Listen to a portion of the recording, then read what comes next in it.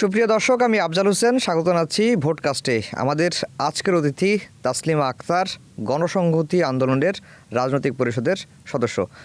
তাসলিমা আপা, আপনাকে স্বাগত জানাচ্ছি ভোটকাস্টে। আপনি নির্বাচন করছেন ঢাকা 12 আসন থেকে গণসংহতি আন্দোলনের প্রার্থী হয়ে এবং মাথাল মার্কায় নির্বাচন করছেন।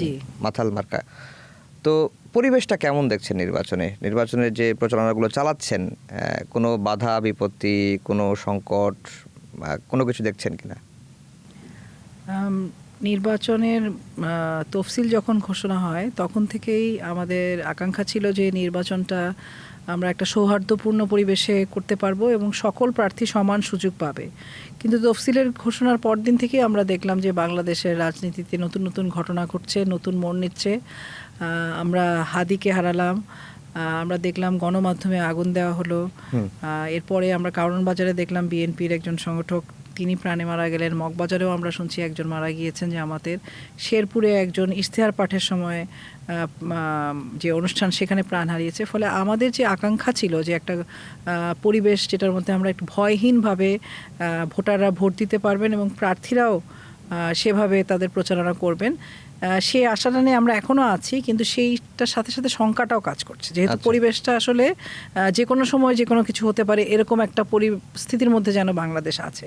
তো সেই জায়গা থেকে আমরা জনসংযোগ করার চেষ্টা করছি। আমি ঢাকা 12-তে মাথাল মার্কায় ইলেকশন করছি এবং 6টা ওয়ার্ডে আমাদের প্রায় 3,33,000-এর বেশি ভোটার রয়েছেন।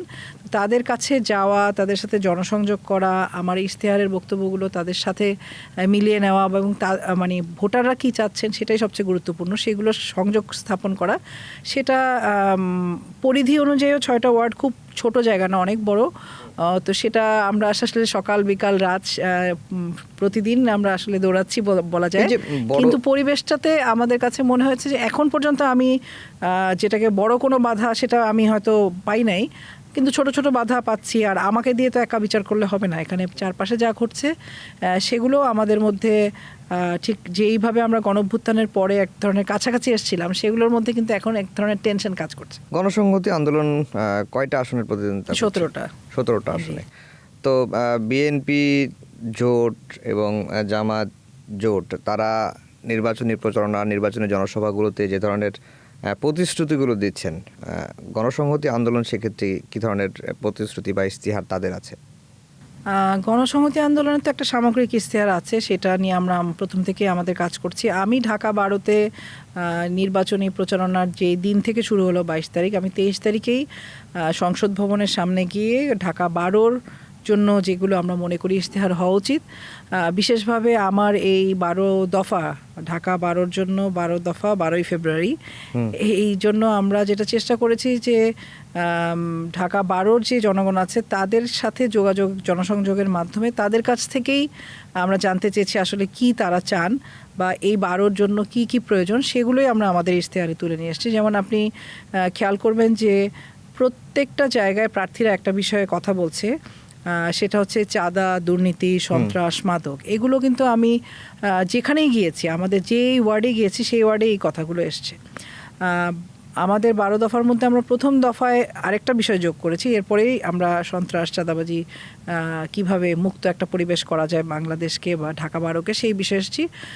প্রথমে যেটা আমরা মনে করি যে প্রত্যেকেই বলছেন দ্রব্যমূল্যের ঊর্ধ্বগতি, এবং দ্রব্যমূল্য ঊর্ধ্বগতিটা কিভাবে নিয়ন্ত্রণ করা যায় এবং এখানে যাতে জনগণের যে নাগরিক সেবা, গ্যাস, বিদ্যুৎ, পানি, এগুলোই কিন্তু অধিকাংশ মানুষ আসলে ঠিকমতো পাচ্ছে না। আমরা হয়তো ঢাকা 12টাকে দেখলে আমাদের কাছে মনে হতে পারে এটা রাজধানীর প্রাণকেন্দ্র, অর্থনীতির প্রাণকেন্দ্র, ফলে এখানে সব কিছু বোধহয় খুব সুন্দর ব্যাপারটা, বা কোড আন কোড সুন্দর বলতে যেভাবে বোঝায় সব কিছু গোছানো, সবার কাছে সব কিছু পৌঁছে যাচ্ছে, নাগরিক সেবা, মোটেও তা না। তো এখানে ভোটারের সংখ্যা ধরেন 1.5 লাখের মতো শ্রমজীবী মানুষ আছে, শিল্প এলাকা। তো সেখানে আমরা যত গিয়েছি ততই এই যে নাগরিক সেবাগুলো যে তারা পাচ্ছেন না, সেটা তাদের একটা বড় উদ্বেগের বিষয়। সেটাকে আমরা প্রথম দফা হিসাবে রেখেছি যে নাগরিক সেবাগুলোকে নিশ্চিত করতে হবে দ্রব্যমূল্য নিয়ন্ত্রণ থেকে। এরপরে আমরা সন্ত্রাস, চাঁদাবাজ, দুর্নীতি বা মাদক, এগুলোর বিষয়ে আমরা কথা বলছি। পাবলিক পার্লামেন্টের একটা জি, আর 3 নম্বরে আমরা নারীদের কথা বলছি যে নারীদেরকে নাগরিক হিসেবে মর্যাদা দিতে হবে। আর একটা বিষয় আমরা খুব গুরুত্বের সাথে আনতে চাইছি, সেটা হচ্ছে আমরা বারবারই যখন মানুষের কাছে যাচ্ছিলাম তারা বলছিলেন যে ভোটের সময় অনেকেই আসে কিন্তু আসলে শেষ পর্যন্ত তাদের অনেককেই পাওয়া যায় না, বা কথা কাজে মিল পাওয়া যায় না, বা যারা কথা দিচ্ছেন শেষ পর্যন্ত কথা হয়তো রাখছেন না। তো আমরা বলছি আমরা কথা কম বলতে চাই, বা কথা যেটুকু বলতে চাই সেটা আমরা রাখতে চাই। এবং এই জায়গা থেকে আমরা মনে করি যে একটা নাগরিক কাউন্সিল খুব গুরুত্বপূর্ণ, কারণ যারা সংসদে প্রার্থীর যারা আছেন, যারা সংসদে প্রতিনিধি হবেন, তাদের কাজ কিন্তু স্থানীয়ভাবে যেই সমস্যাগুলো থাকে সেগুলোর তদারকি করা, কিন্তু সেগুলোর বাস্তবায়ন করার কাজ হচ্ছে স্থানীয় সরকারের। ফলে আইন প্রণয়নটাই হচ্ছে প্রধান কাজ। কিন্তু আমাদের দেশে বিগত সময়ের রাজনৈতিক সংস্কৃতিতে আমরা দেখেছি যে এমপি মন্ত্রীরাও আসলে স্থানীয় চাল ডালের হিসাব থেকে ফ্যামিলি কার্ডের হিসাব থেকে শুরু করে সমস্ত কিছুর মানে তাদের দিয়ে হয়। ফলে সেই জায়গাটা থেকে আমরা উঠে এসে কিভাবে আসলে জনপ্রতিনিধিরা জনগণের মুখোমুখি হবেন, জবাবদিহিতার মধ্যে থাকবেন, এক ধরনের আত্মসমালোচনার মধ্যেও থাকবেন, এবং জনগণ যাতে তাদেরকে প্রশ্ন করতে পারে সেই জন্য আমরা নাগরিক কাউন্সিলের কথা বলেছি, যে নাগরিক কাউন্সিল করা দরকার। এবং সে কারণে আমরা প্রতিটা এলাকায় যখন আমরা প্রচারণা করছি আমরা চেষ্টা করেছি 6টা ওয়ার্ডেই এক ধরনের জনতার পার্লামেন্টের মতো করা, মানে প্রতিদিন প্রচারণা শেষ করে আমরা তাদের কাছ থেকে শুনতে চেয়েছি যে আসলে কি সমস্যা তারা বোধ করছেন এলাকায় এবং কি প্রত্যাশা তাদের। জি, আপনার ঢাকা 12 আসনের দেখলাম যে বিএনপির মনোনীত একজন প্রার্থী রয়েছেন সাইফুল হক, এবং বিএনপির বিদ্রোহী প্রার্থী, যদিও তাকে দল থেকে বহিষ্কার করা হয়েছে, তার নামও সাইফুল, এবং জামাতের যিনি প্রার্থী হয়েছেন তার নামও সাইফুল। গণমাধ্যমে রিপোর্ট আসছে যে ঢাকা 12-তে যেই জিতুক সাইফুল জিতবে, আপনার নামটা আসছে না, এটা আপনাকে কষ্ট দেয়? আসলে এটা আমাকে ব্যক্তিগতভাবে কষ্ট দেওয়ার কিছু নাই, কারণ আমরা এগুলোতে অভ্যস্ত। বাংলাদেশের সংস্কৃতিতে এখন পর্যন্ত বা আমরা বাংলাদেশের আইন কানুন সব কিছু তো আসলে খুব নারী বান্ধব, এটা বলা যাবে না। এবং নারী বান্ধব বলতে আমি বলতে চাচ্ছি নারীকে নাগরিক হিসেবে যে মর্যাদা দেওয়া সেটা তো নাই। ফলে এটা ঠিক যে আমার যারা সবচেয়ে নিকটতম প্রতিদ্বন্দ্বী এই আসনে 15 জনের মধ্যে 3 জন যারা খুব গুরুত্বপূর্ণ, সবাই তাদেরকে বিচার করবেন, 3 জনের নামই সাইফুল। হ্যাঁ, তো সেই জায়গা থেকে আমি মনে করি যে এখানে বাকিরা যারা প্রতিদ্বন্দ্বিতা করছে মিডিয়া থেকে শুরু করে সব জায়গায় তাদেরও জায়গা করে দেওয়া দরকার। এবং এটা আসলে মানে এটা তো কোনো পুরুষের লড়াই না। আর রাজনীতি মানে তো যদি হয় যে আমরা যেরকম দেখে আসছি যে রাজনীতি বা ক্ষমতায় যাওয়া বা সংসদে যাওয়া মানে হচ্ছে দুর্নীতির টিকিট পাওয়া, সন্ত্রাসীর টিকিট পাওয়া। কেউ কেউ জান্নাতের টিকিট দিচ্ছে সেটা অন্য কথা, কিন্তু সন্ত্রাসী, দখলদারিত্ব, মাসেল পাওয়ারের এক্সারসাইজ হবে কিভাবে, সেটা কে কতটা দেখাতে পারবে, এই যে বিগত সময়ে আমরা রাজনীতিকে যেভাবে দেখেছি, আমার মনে হয় গণঅভ্যুত্থানের মধ্য দিয়ে আমাদের মধ্যে কিছু পরিবর্তন আসাটা আমরা আশা করেছিলাম। যে রাজনীতি মানে জনগণের ট্যাক্সের টাকায় সংসদ হয়, সরকারি কর্মকর্তা চলে, সরকারও তাদেরকে জনগণই ম্যান্ডেট দেয় যে তাদের কাজগুলো সুনির্দিষ্টভাবে করবার জন্য। ফলে সেখানে কে নারী, কে পুরুষ, কে হিন্দু, কে মুসলমান, কে চাকমা, কে বাঙালি, এই হিসাবগুলো থেকে বড় পরিচয় হওয়া উচিত আমি বাংলাদেশের নাগরিক, এবং সেই নাগরিকের জায়গা থেকেই আসলে মানে প্রত্যেক প্রার্থীকে দেখা উচিত। এখন ধরেন 3 জন সাইফুল কথা বলছেন, ওনারা 3 জনই আমার সিনিয়র, আমি শ্রদ্ধা করি তাদেরকে, কিন্তু মানে এখানে নারীরাও যে এখানে প্রার্থিতা করছে এবং এখানে লড়াই করছে, সেই লড়াইয়ের জায়গাটাকে কিন্তু সামনে না আনলে মানে মনে হতে পারে যে রাজনীতির মাঠটা কি পুরুষের, সেটা নিশ্চয়ই না। আমরা মনে করি যে এই যখন আমি নিজেও দেখি কোনো পত্রিকায় লিখছেন 3 সাইফুল, তো 3 সাইফুল 1 তাসলিমা সেটা কিন্তু বলছে না, বা 3 সাইফুল আরও 14 মানে আরও যে প্রার্থীরা তাদের নাম কিন্তু বলছে না। ফলে তাহলে কি মিডিয়ার দৃষ্টিভঙ্গিটাও কি সমাজের যে প্রচলিত দৃষ্টিভঙ্গি সেটার বাইরে আসতে পারছে না?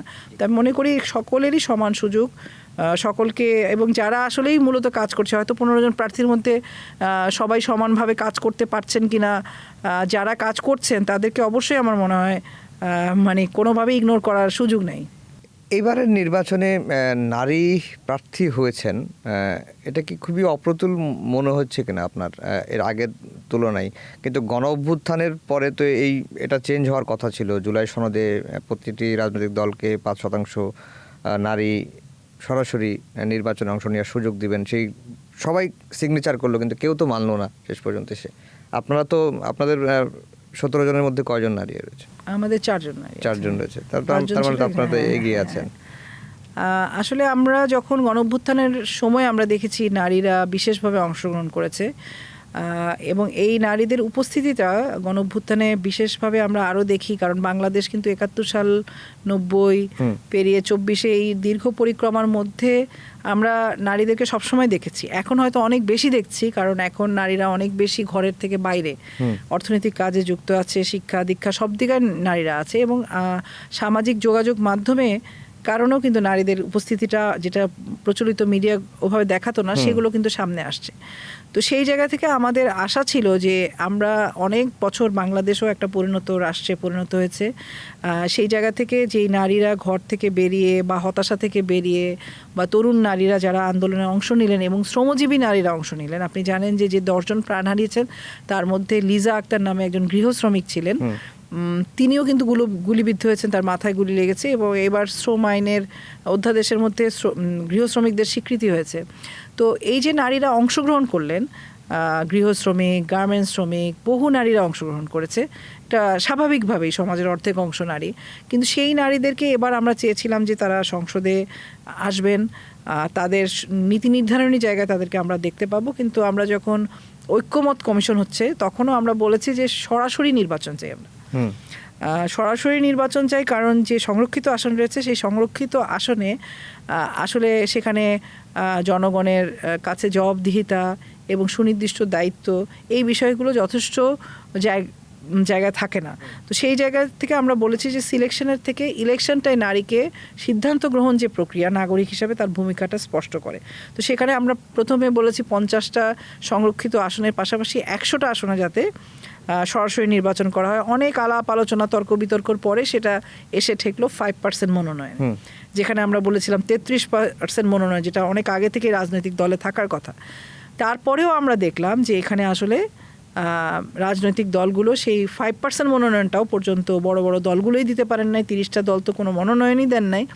তো এইটা থেকে আমাদের কাছে যেটা দুইটা জিনিস আমার কাছে মনে হয়, একটা হচ্ছে রাজনৈতিক দলের মধ্যে এই যে নাগরিক হিসাবে নারীকে দেখা, নারী সহ অন্য যারা আমাদের সমাজের মধ্যে নানাভাবে বৈষম্য শিকার, নতুন বাংলাদেশে আমরা ভেবেছিলাম যে রাজনৈতিক দলগুলো এই বদল আনবেন, কিন্তু আমরা দেখলাম যে একই অবস্থার মধ্যে আছে, এবং কোথাও কোথাও আমরা দেখলাম যে কারো কারো অবস্থান নারীর বিরুদ্ধে, বা নারীকে ঠিক নাগরিক হিসাবে না, নারী পূর্ণাঙ্গ কোনো ব্যক্তি না, নারী অনেক কিছু পারেন না, নেতৃত্ব দিতে পারেন না, স্থানীয় জায়গায় প্রধান হতে পারেন না, এই প্রচারণাগুলো যেভাবে করা হচ্ছে সেগুলো আসলে নারীদেরকে আসলে অনেক দূরে সরিয়ে রেখেছে অনেক।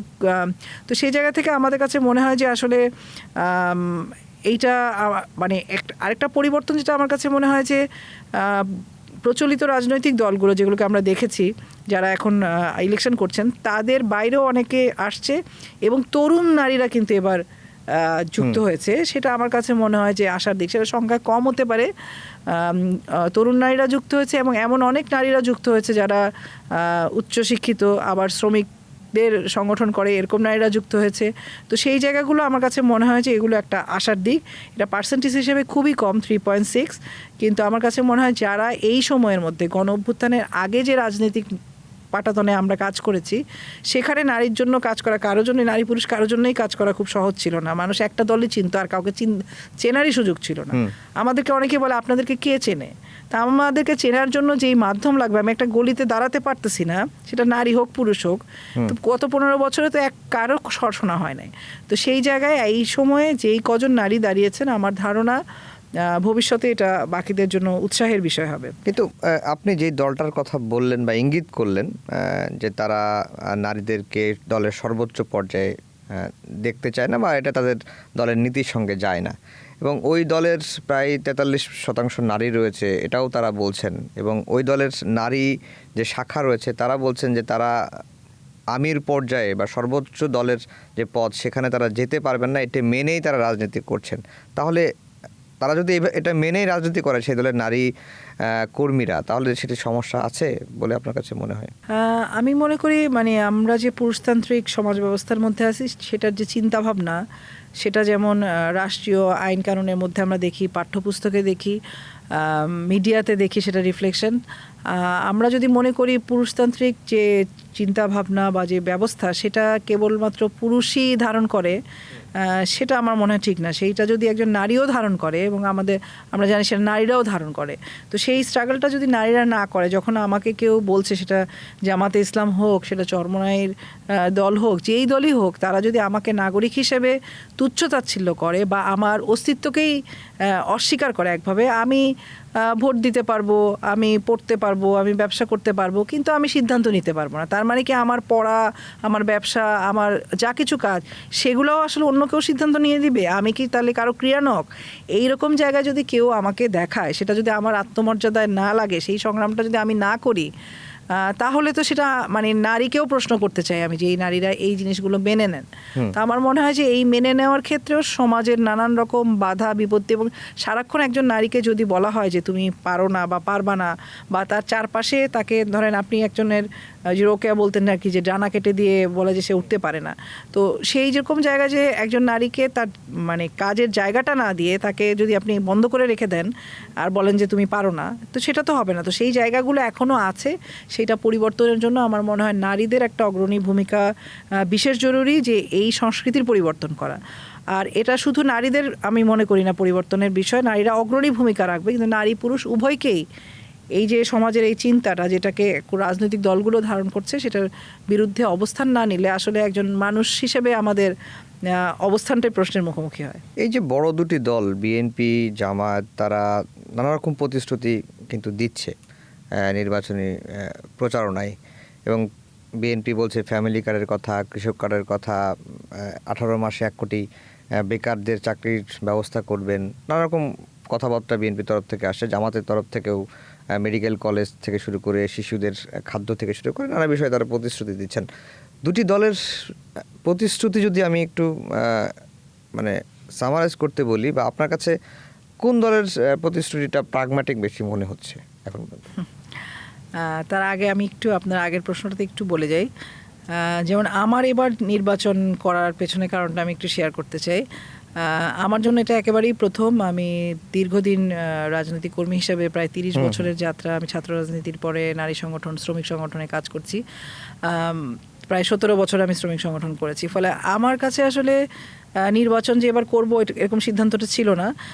কিন্তু তারপরে যখন আমি সংসদে সরাসরি নারীর অংশগ্রহণের ক্যাম্পেইনটা আমি নিজেও করছিলাম অন্যান্য আমাদের রাজনৈতিক বন্ধুসহ অনেক নারী আন্দোলনের কর্মীদের সাথে, তখন আমার কাছে মনে হয়েছে যে এই আন্দোলনটা আমি করছি, সেটার বাইরে তো আমি থাকতে পারি না। ফলে আমাকে আমার আন্দোলনের অংশ হিসেবেই নির্বাচনটা অন্যরা করবে, রাজনীতিটা খারাপ কাজ, সেটা অন্যদের জন্য, নির্বাচনও ভালো মানুষ করে না, এটা অন্যদের জন্য, সেটা না মনে করে আমি মনে করেছি এই আন্দোলনটা নারীর আন্দোলন এবং আমাকেও সেখানে অংশগ্রহণ করতে হবে। সেই জায়গা থেকেই কিন্তু আমার নির্বাচনে অংশগ্রহণ করা, নারী প্রতিনিধি, শ্রমিক প্রতিনিধি হিসেবে। আর আপনি যেটা প্রতিশ্রুতির কথা বললেন, যে রাজনৈতিক দলগুলো বিএনপি বা জামাত প্রতিশ্রুতি দিয়েছে, প্রতিশ্রুতি তো আসলে অনেকেই অনেক প্রতিশ্রুতি দেয়। আমরাও ইশতেহারে বলছি যে আমরা এটা করতে চাই। এটা নির্ভর করে সংসদে আসলে কিভাবে একটা সম্মিলিত সিদ্ধান্ত গ্রহণ বা আইন প্রণয়নের জায়গায় যাবে, সেটা খুব গুরুত্বপূর্ণ। আর প্রতিশ্রুতি আমি দিলাম, আমি ফ্যামিলি কার্ড করব, আমি কৃষকদের জন্য কার্ড করব, আমি বেকারদের জন্য ভাতা দেব, বা বেকারদের এগুলো আমি করলামও, মানে করার জন্য কিছু আয়োজন করলাম, কিন্তু সেই আয়োজনের ভাগিদার কে হবে?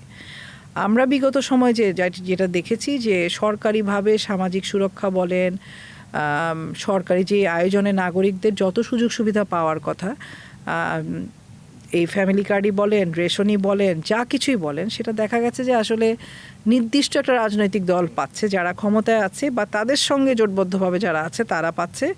নাগরিক হিসাবে বাকিরা যারা এক ভালনারেবল, তারা তো পাচ্ছেই না, বাকিরা তো দূরের কথা। তো এইটাই যদি হয়, সেটাকে আমার মনে হয় অনেক বেশি প্রশ্ন করা দরকার।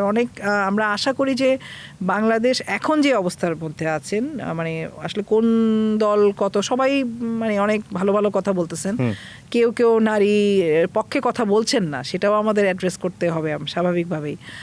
কিন্তু শেষ পর্যন্ত আসলে আমরা কোন জায়গায় যেতে পারবো সেটা গুরুত্বপূর্ণ। আর গণঅভ্যুত্থান পরবর্তী সময়ে একটা খুব গুরুত্বপূর্ণ কাজ হচ্ছে জুলাই সনদটাকে বাস্তবায়ন করা, কারণ আমরা যে ফ্যাসিবাদী শাসনের মধ্যে ছিলাম, সেই শাসনটা অনেকটা কোথাও কোথাও সম্ভব হয়েছে সংবিধানের ৭০-এর অনুচ্ছেদ দিয়ে, কোথাও কোথাও সম্ভব হয়েছে আমাদের তত্ত্বাবধায়ক সরকার না থাকার কারণে, আমাদের বিচার বিভাগের দুর্বলতার কারণে।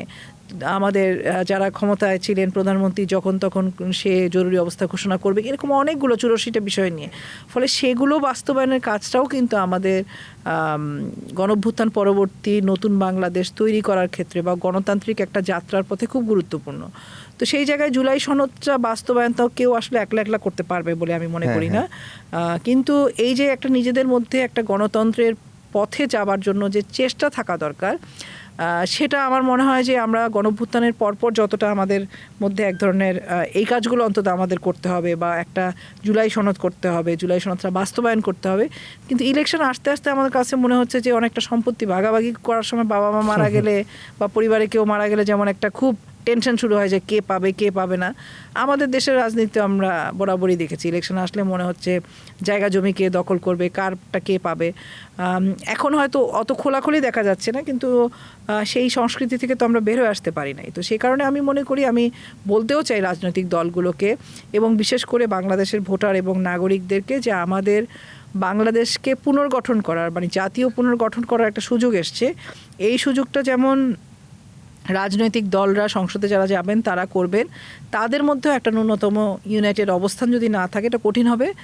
আর ভোটারদেরও বাকি যে ইশতেহার, যেগুলো আসলে আমাদের মৌলিক অধিকার নিশ্চিত করা, গণতান্ত্রিক অধিকার নিশ্চিত করা, আমাদের দেশের অধিকাংশই শ্রমজীবী মেহনতি কৃষক মানুষ, তাদের যাতে মৌলিক অধিকার থাকে, তাদের যাতে নাগরিক মর্যাদা থাকে, এগুলোর জন্য যেই কাজগুলো সেগুলো তারা করলেন কি না, সেই জবাবদিহিতার জায়গাটা যদি আমাদের না থাকে সেটা কিন্তু খুব মুশকিল হয়ে যাবে। সেই জবাবদিহিতার জায়গায় রাখার কাজটা হচ্ছে ভোটারদের। আমি জি, আপনাকে অসংখ্য ধন্যবাদ। প্রচারণার মধ্যেও আমাদেরকে একটু সময় দিয়েছেন। দর্শক সবাইকে ধন্যবাদ জানিয়ে শেষ করছি আমাদের আজকের ভোটকাস্ট।